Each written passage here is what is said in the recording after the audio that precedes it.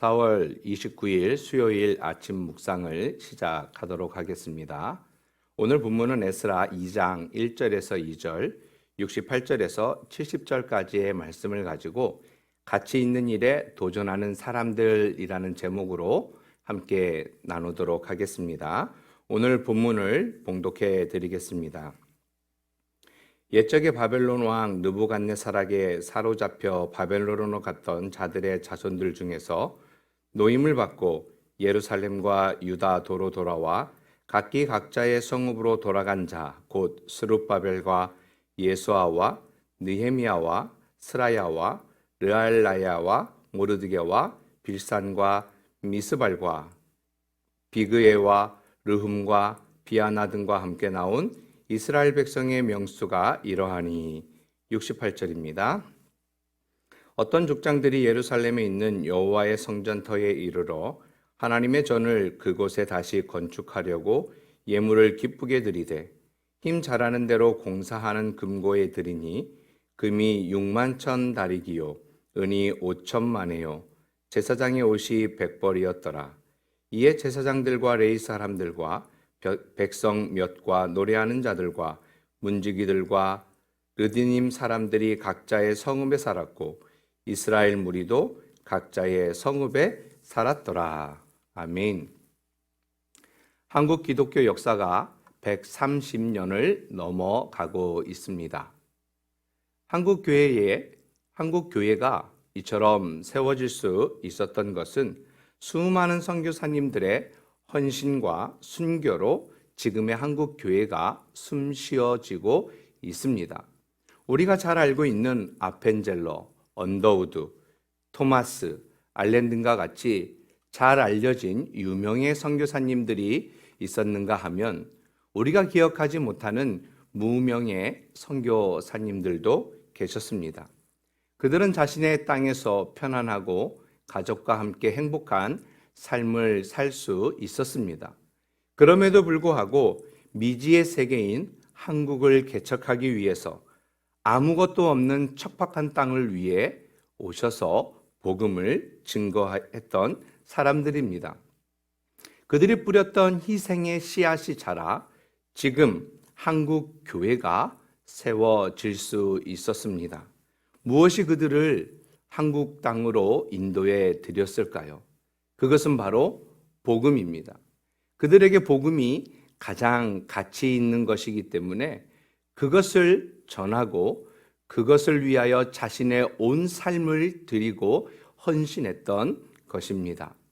오늘 본문에도 가치 있는 일에 도전했던 유명, 무명의 다양한 사람들이 등장을 하고 있습니다. 저는 오늘 2장 전체를 다 보아야 하지만 오늘 우리가 읽었던 그 말씀들을 중심으로 해서 어떤 사람들이 하나님의 나라를 위해서 예루살렘 성전의 회복을 위해서 헌신했는지에 대해 같이 함께 나누어 보려고 합니다. 첫 번째로 1절에 그들을 소개하고 있습니다. 바벨론으로 갔던 자들의 자손들 중에서 노임을 받았다라고 말하고 있습니다. 하나님께서 바벨론 포로 70년 생활을 마감하게 하시고 그들을 다시 예루살렘으로 귀환시키는 그 일에 첫 번째 등장하는 사람들이 있습니다. 그들은 적게도 50년을, 많게는 70년을 바벨론 이방 땅에서 살았던 사람들이었습니다. 그러니까 오늘로 우리가 생각해 보면 이민 2세대 또는 이민 3세대라고 말할 수 있습니다. 그렇기 때문에 그들에게 시온의 땅은 자신의 땅이 아니라 부모의 땅이었습니다. 낯선 땅이었습니다. 그들은 한 번도 시온을 밟아보지도 못했고 눈으로 보지도 못했습니다. 그렇지만 부모의 조국이 자신의 조국임을 깨닫고 자신의 모든 삶의 터전을 다 내어 던져버리고 조국이 다시 재건되어지고 예루살렘 성전의 회복을 소망했던 사람들입니다. 오늘 2절에 보면 그들을 소개하고 있는데 스룹바벨, 예수아, 에스라, 느헤미야와 같은 유명한 지도자들이 등장을 하고 있습니다. 또 한편으로 이스라엘 역사에 그들의 이름은 존재하지 않지만 역사 속에 길이길이 기억돼야 할 무명의 지도자들도 있었습니다. 지루할 것 같은 리스트를 기록하고 있는 이유가 바로 여기에 있습니다. 그들은 자신의 명예, 재산, 생명을 가치 있는 일에 헌신한 분들이고 그들이 대가를 치렀기 때문에 예루살렘 성전이 회복될 수 있었습니다.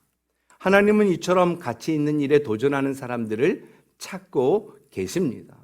그것은 누구에게 주어진 특권적인 권한이 아니라 오늘 그 가치 있는 일이 나에게 매우 소중하다라는 것을 깨닫고 그것을 위해 헌신하고 자신의 모든 것을 던져버리고 내가 가지고 있는 기득권조차도 포기할 줄 아는 그런 한 사람을 하나님께서 찾고 계시다라는 겁니다.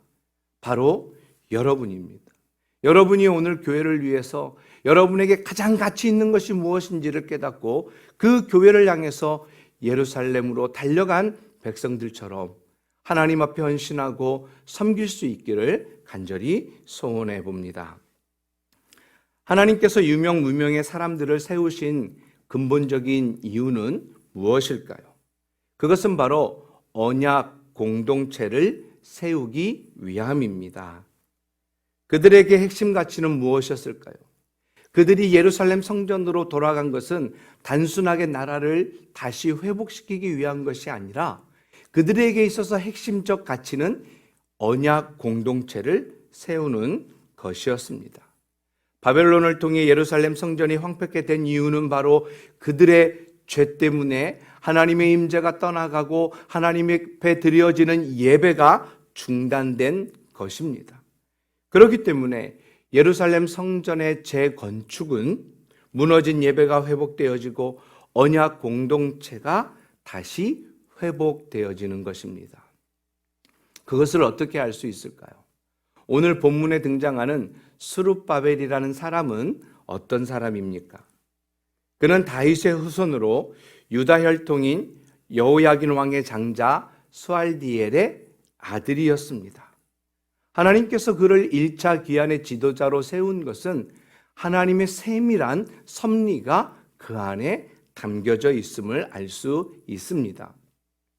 하나님께서 다윗에게 사무엘하 7장 16절에서 이렇게 말씀하셨습니다. 내 집과 내 나라가 내 앞에서 영원히 보존되고 내 왕위가 영원히 견고하리라. 다윗에게 말씀하신 것은 무엇입니까? 너의 집과 나라가 영원히 보존되고 내 왕위가 견고하게 세워질 것이다 라고 말씀하셨습니다. 다윗 왕조의 혈통이 끊어지지 않고 하나님의 언약 공동체가 유지될 것을 말씀하신 것입니다. 마태복음 1장에 나오는 족보를 통해서 이것을 확인할 수 있습니다. 마태복음 1장의 족보는 아브라함으로 시작합니다. 그리고 이새의 아들 다윗이 등장하고 스알디엘의 아들 스룹바벨이 그 족보 안에 포함되어져 있습니다. 그렇기 때문에 오늘 이 본문을 통해서 스룹바벨이라는 한 사람을 통해서 우리가 알 수 있는 것은 하나님께서 다윗에게 명령하신 말씀하신 그 언약이 그대로 성취되어지고 있음을 알 수 있습니다. 또한 우리가 알 수 있는 것은 1차 귀환에 제사장이 포함되어져 있다라는 것을 보면 알 수 있습니다. 오늘 본문에 예수아라는 사람이 등장합니다. 예수아는 1차 포로 귀환 후 재건된 예루살렘 성전의 초대 제사장이었습니다.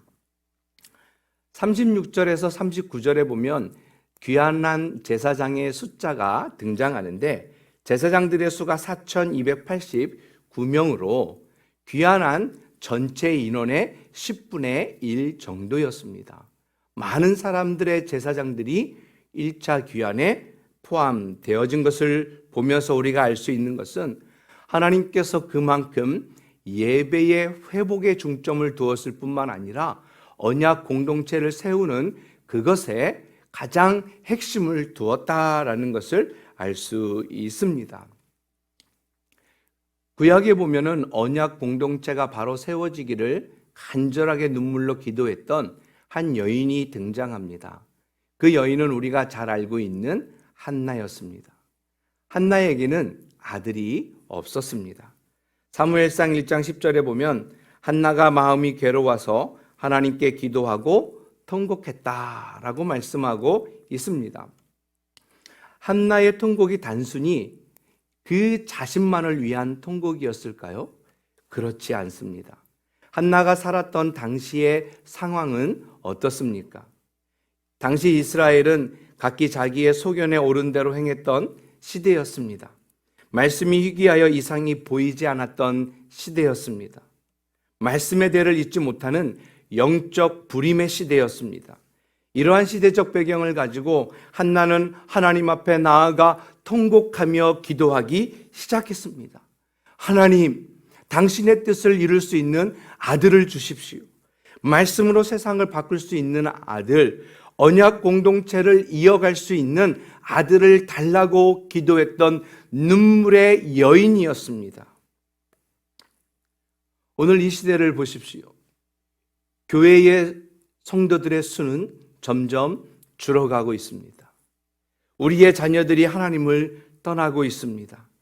언약 공동체가 무너질 수 있다라는 현실 속에서 한나의 기도는 우리에게 무한한 책임과 도전을 주고 있습니다.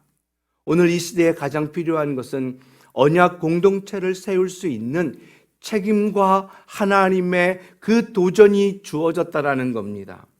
오늘 우리 교회가 이곳에 70년 이상 세워져 복음을 증거하고 많은 사람들에게 하나님의 은혜를 나눌 수 있었던 것은 유명한 성도들, 이름을 대면 알 수 있는 성도들도 있었을 뿐만 아니라 무명의 성도들, 우리가 기억할 수 없는 수많은 성도들이 하나님의 언약을 이어갔기 때문입니다.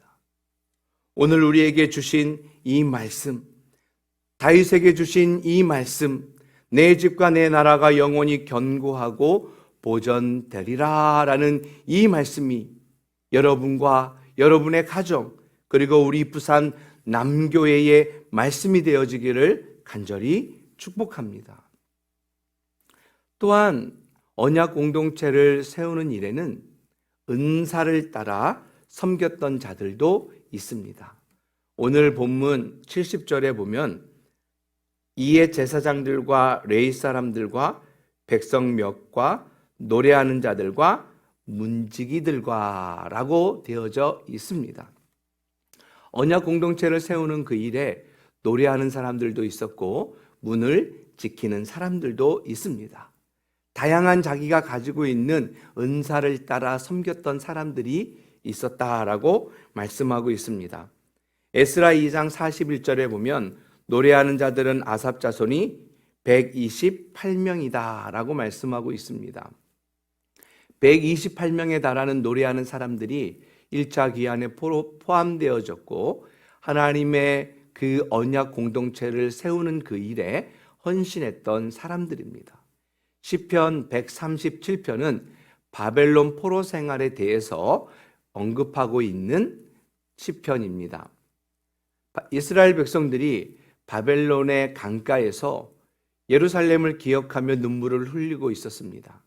그때의 바벨론 사람들이 와서 이스라엘 백성들에게 자신들을 위하여 노래를 불러달라고 요청을 합니다. 그때 눈물을 흘리고 있었던 이스라엘 백성들은 그들의 요구를 거절합니다.